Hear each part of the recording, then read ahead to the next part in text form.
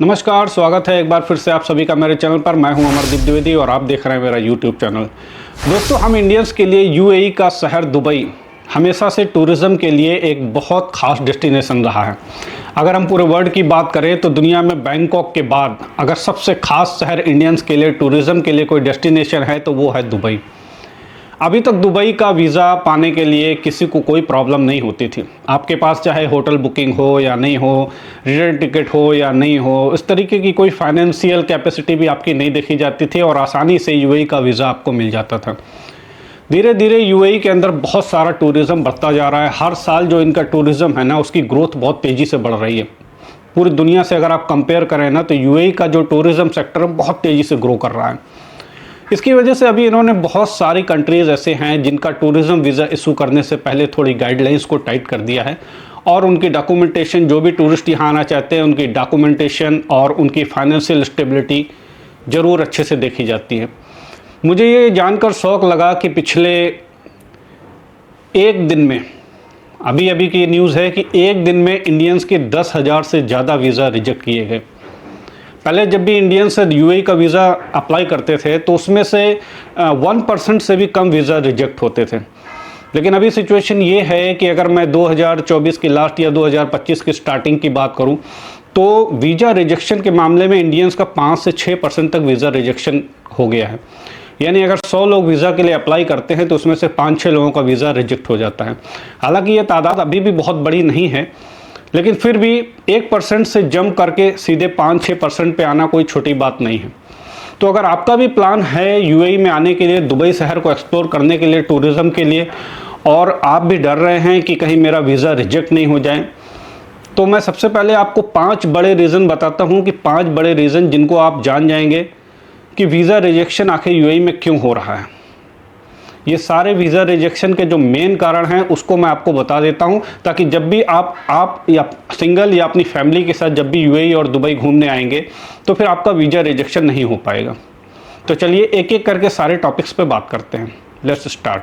UAE के tourist visa के लिए जब भी आप अप्लाई करते हैं तो जो भी डॉक्यूमेंट्स आप अटैच करते हैं उसके लिए सबसे महत्वपूर्ण कुछ डॉक्यूमेंट हैं जिनके बारे में मैं आपको बताना चाहूँगा, और ये डॉक्यूमेंट आपको हर हालत में अपलोड करने हैं। अगर इनमें से कोई भी डॉक्यूमेंट आपका रह जाता है तो फिर आपका वीज़ा रिजेक्शन 100% हो ही जाएगा। सबसे पहले जो चीज़ है ना, सबसे मोस्ट इम्पॉर्टेंट डॉक्यूमेंट है वो है आपका पासपोर्ट। एक बात हमेशा याद रखिएगा कि जब भी आप यूएई विज़िट करने आ रहे हैं तो जिस दिन विज़िट करने यहाँ आएंगे वहाँ से अगर आप काउंट करें तो आपकी जो पासपोर्ट की एक्सपायरी डेट है वो कम से कम 6 महीने बाद की होनी चाहिए। इसको सिंपल भाषा में कहें तो मैं ये कहूँगा कि आपके पासपोर्ट की वैलिडिटी 6 मंथ की होनी चाहिए।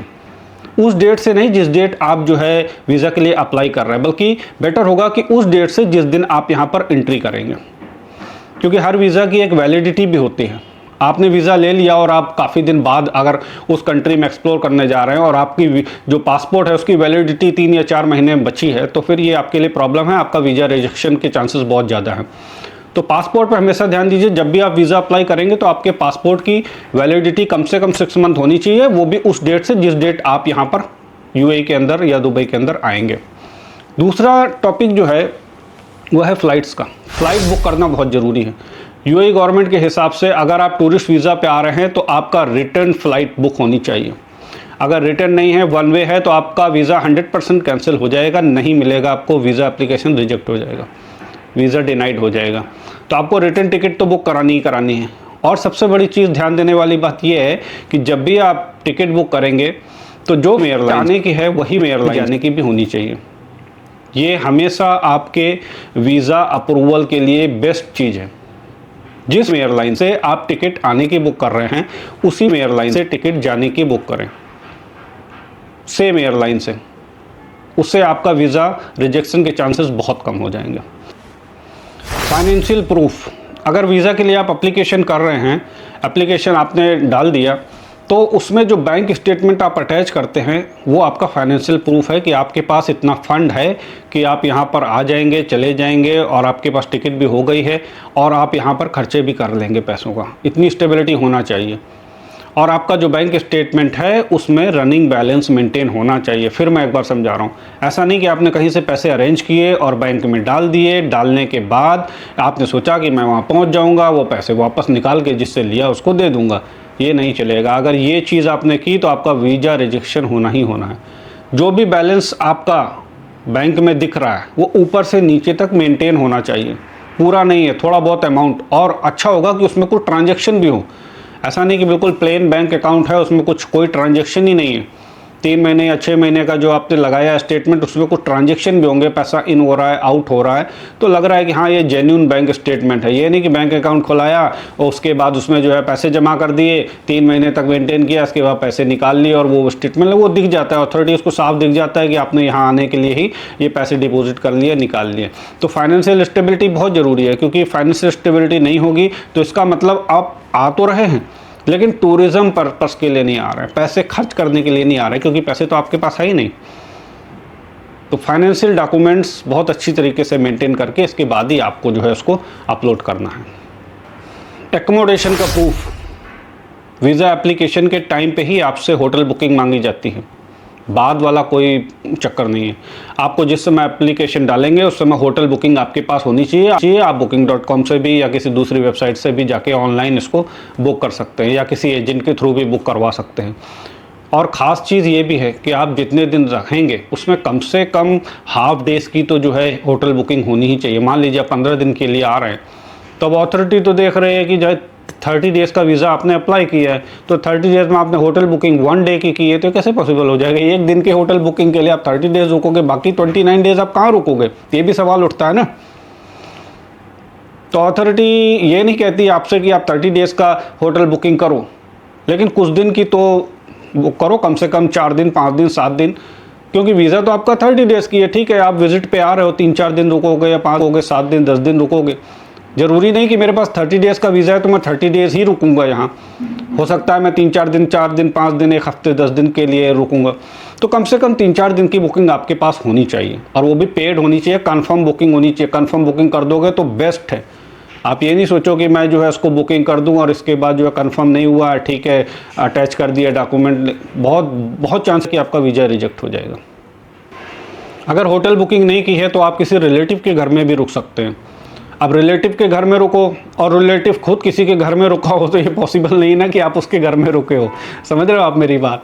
आपने टूरिज़्म वीज़ा के लिए अप्लाई किया है, ठीक है, आप टूरिस्ट हो, यहाँ घूमने आ रहे हो, कहीं ना कहीं तो रुकोगे। होटल बुकिंग आपने की नहीं है तो ठीक है, आप किसी दोस्त के यहाँ रुकोगे, किसी रिलेटिव के यहाँ रुकोगे, कोई भी हो सकता है, आपका भाई हो सकता है, आपकी बहन हो सकती है, या कोई और भी हो सकता है।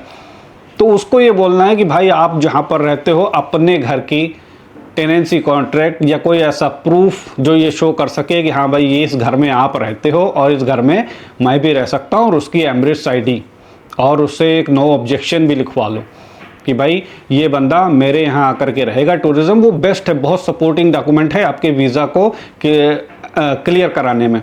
आपका वीज़ा मिलने में बहुत बड़ा चांस है। इसका बहुत बड़ा रोल है कि अगर आपका दोस्त आपको ये लिख के दे देता है लेटर पे कि भाई ये फलाना पर्सन मेरे घर में आके ड्यूरिंग दिस पीरियड ये यहाँ पे दुबई में रहेगा, तो ये बहुत हेल्पफुल हो जाएगा। आपके वीज़ा, टूरिस्ट वीज़ा रिजेक्शन के पीछे एक बहुत बड़ा कारण होता है प्रीवियस वीज़ा रिजेक्शन। अगर पहले भी कभी आपने वीज़ा के लिए अप्लाई किया है और आपका वीज़ा रिजेक्ट हुआ है तो इस बार भी वीज़ा रिजेक्ट होने के चांसेस ज़्यादा हैं, क्योंकि ज़्यादातर लोग क्या करते हैं कि एक फॉर्मेलिटी के लिए अप्लाई किया और फटाफट इधर उधर से डॉक्यूमेंट अरेंज करके फेक बुकिंग लगाकर जो है अपलोड कर दिया और वीज़ा हो गया उनका कैंसिल। इसके बाद जब वीज़ा आपका कैंसिल होता है तो प्रॉपर आप उसमें देखिए कि वीज़ा रिजेक्शन का रीज़न क्या है और उसको क्लियर कीजिए। और बेटर होगा कि अगर आप फर्स्ट टाइम वीज़ा अप्लाई कर रहे हैं, आपने इससे पहले कभी ऑनलाइन किसी कंट्री का वीज़ा अप्लाई नहीं किया, आपको एक्सपीरियंस नहीं है, तो किसी एक अच्छे एजेंट को पकड़िए और उस एजेंट के थ्रू अपना काम करवाइए, क्योंकि उनको एक्सपीरियंस होता है, उनको मालूम है कि मुझे क्या क्या डॉक्यूमेंट्स अपलोड करने हैं। और वीज़ा रिजेक्शन, क्योंकि डेली का यही काम है ना, उनके पास बहुत सारे क्लाइंट्स आते हैं, तो हो सकता है कि आपके थोड़ा वो एक्स्ट्रा चार्जेस आपको देना पड़े, लेकिन एजेंट के थ्रू अगर आप ये करवाते हैं तो आपके जो वीज़ा रिजेक्शन के चांसेस हैं वो बहुत कम हो जाते हैं। या फिर आप खुद भी कर सकते हैं, अगर आपको एक्सपीरियंस है, आप इससे पहले कई कंट्रीज़ में गए हैं, वीज़ा अप्लाई किया है, तो फिर ठीक है, आप खुद भी कर सकते हैं। लेकिन चांसेस ज़्यादा तभी हैं जब आप किसी एजेंट के थ्रू या किसी एक्सपीरियंस पर्सन, आपका कोई फ्रेंड है उसको एक्सपीरियंस है, तो उसके थ्रू बैठ के आप जो है वीज़ा ऑनलाइन अप्लाई कर सकते हैं, ताकि इस बार आपका वीज़ा दोबारा रिजेक्ट ना हो। पिछले साल 2024 में 2 करोड़ से ज़्यादा लोग यूएई में टूरिज़्म के लिए आए हुए थे, जिसमें से करीब 22 लाख लोग तो सिर्फ इंडिया से थे। अब आप खुद अंदाज़ा लगाइए कि इतने सारे एप्लीकेशन डेली गवर्नमेंट के पास आते हैं, इंडिया से स्पेशली मैं बात कर रहा हूँ, आप इंडियन हैं तो मैं इंडिया की बात कर रहा हूँ कि इंडिया से भी इतने ज़्यादा टूरिस्ट यहाँ आते हैं कि गवर्नमेंट के पास इतने एप्लीकेशन आते हैं। गवर्नमेंट चाहती है कि यहाँ टूरिज़्म ज़्यादा से ज़्यादा बढ़े और आप सभी यहाँ पर टूरिज़्म के लिए आएँ, लेकिन उन्हें किसी एप्लीकेशन में कोई प्रॉब्लम नज़र आ रही है तो फिर वो उसको रिजेक्ट ही कर देते हैं। ज़रूरत नहीं है उस पर ज़्यादा उनको जो है मगजमारी करने की। उसका रीज़न क्या है कि उनके पास ऑलरेडी बहुत सारे एप्लीकेशन हैं। तो जब बहुत सारे एप्लीकेशन हैं तो वो आपको चांस क्यों दें? आपकी फ़्लाइट कंफर्म नहीं है या होटल बुकिंग नहीं है या प्रॉपर डॉक्यूमेंटेशन आपने नहीं किया हुआ है, तो फिर ऐसी सिचुएशन में उनको क्या ज़रूरत है आपको वीज़ा देने की, जब ऑलरेडी लाखों लोग उधर अप्लाई किए हुए हैं, आने के लिए तैयार बैठे हैं, जिनके पास प्रॉपर डॉक्यूमेंटेशन है और सब कुछ है। दुनिया में बैंकॉक के बाद अगर बात की जाए ना, तो तीसरे नंबर पर दुबई आता है, ऐसा शहर जहाँ सबसे ज़्यादा टूरिस्ट आते हैं। तो आप खुद समझ लीजिए कि अगर आपके डॉक्यूमेंटेशन में कोई प्रॉब्लम है तो वीज़ा रिजेक्शन ईजिली हो जाएगा, नो डाउट। उसमें ऐसा कोई तरस खा के आपको वीज़ा नहीं देगा कि चलो ठीक है होटल बुकिंग नहीं है तो कोई बात नहीं, आने दो कोई दिक्कत नहीं, हमारे यहाँ टूरिज़्म बढ़े। इनको ज़रूरत नहीं है ऐसा भाई, इनके पास बहुत टूरिज़्म है, बहुत सारे एप्लीकेशन, लाखों, आप खुद ही समझिए 2 करोड़ से ज़्यादा लोगों ने विज़िट किया एक छोटी सी कंट्री को। तो टूरिज़्म और इनकी जो ग्रोथ है टूरिज़्म की बहुत तेज़ी से आगे बढ़ रही है। तो ऐसी सिचुएशन में आपको प्रॉपर डॉक्यूमेंटेशन करना है। यूएई के वीज़ा, दुबई के वीज़ा के, टूरिस्ट वीज़ा के लिए अगर आपको कोई भी और सवाल है तो आप मुझे कमेंट बॉक्स में पूछ सकते हैं। मैं यहाँ कई सालों से रह रहा हूँ, मुझे इस चीज़ों का एक्सपीरियंस है।